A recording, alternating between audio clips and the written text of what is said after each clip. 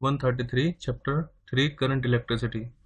4 cell of EMF E internal resistance R are connected in series to a variable resistance. यानी कि हमारे पास 4 cell हैं और उनके कुछ अपना इंटरनल रेजिस्टेंस भी, मैं इसको इस तरह से दिखा रहा हूँ। और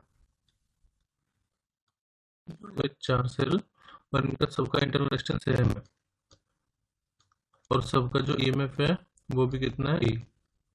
और एक्सटर्नल रेजिस्टेंस से कनेक्टेड जो कि वेरिएबल है, तो वेरिएबल रेजिस्टेंस को हम इस तरह से डिनोट करते हैं, रिप्रेजेंट करते हैं। This is the symbol of variable resistance. अब आप देखो यहाँ पर 4 सेल हैं, ठीक है, और चारों का इंटरनल रेजिस्टेंस आर है और ईएमएफ ई है।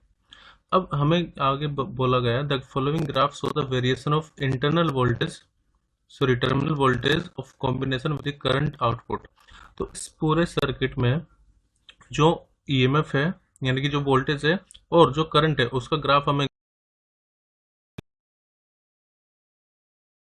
कि प्रत्येक का कितना ईएमएफ होगा। तो देखो आप इस ग्राफ में देखिए, यहाँ पर जब करंट जीरो है तो जो ईएमएफ है मैक्सिमम वो कितना है, 5.6। ठीक है, वैसे ये वोल्टेज ग्राफ है लेकिन ये होगा ईएमएफ। तो ये जो टोटल ईएमएफ है फॉर ई के इक्वल होगा, क्योंकि इन सबको आप ऐड करोगे ई प्लस ई प्लस ई, तो ये कितना हो जाएगा 4e and it is equal to 5.6। तो जो ईच सेल का ईएमएफ आएगा वो होगा 5.6 को हम डिवाइड कर देंगे 4 से, इट विल बी 1.4 वोल्ट। तो हमें ये पता चल चुका है कि ईच सेल का जो ईएमएफ होगा वो 1.4 वोल्टेज होगा।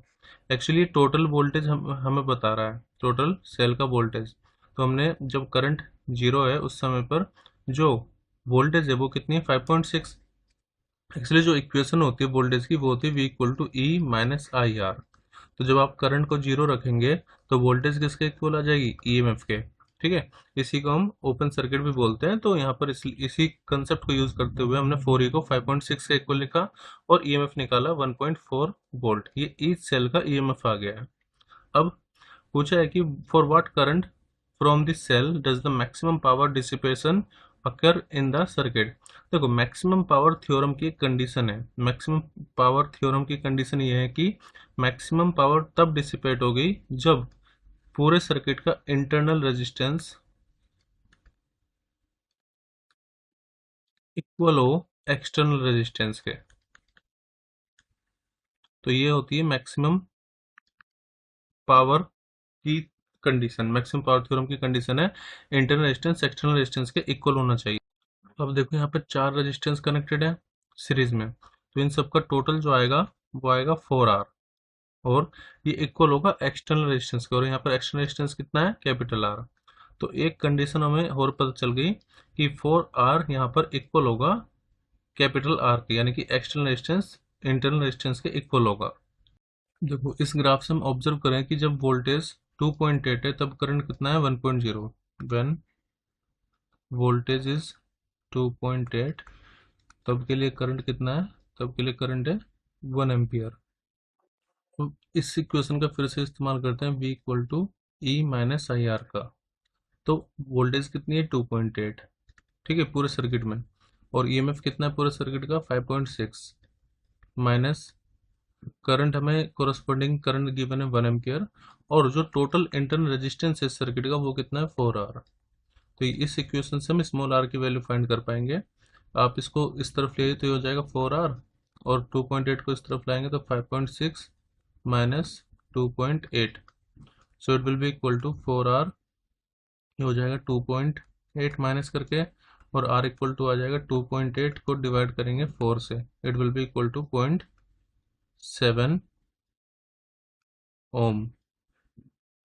तो हमने इंटरनल रेजिस्टेंस पहले निकाल लिया जो पार्ट 3 में पूछा था। अब निकालते हैं करंट। तो जो मैक्सिमम करंट होगा आई, वो देखो जनरली फॉर्मूला होता है V equal to I R, V equal to I into में आर। तो इसी कंसेप्ट से हम लिख सकते हैं जो करंट होगा वो नेट होगा टोटल ईएमएफ, और इसको हम डिवाइड कर देंगे सर्किट के टोटल रेजिस्टेंस से। अब टोटल ईएमएफ सर्किट का कितना होगा, वो होगा 4 इंटू में ई अपॉन में टोटल रेजिस्टेंस। एक तो आर है external resistance plus internal resistance कितना है 4R।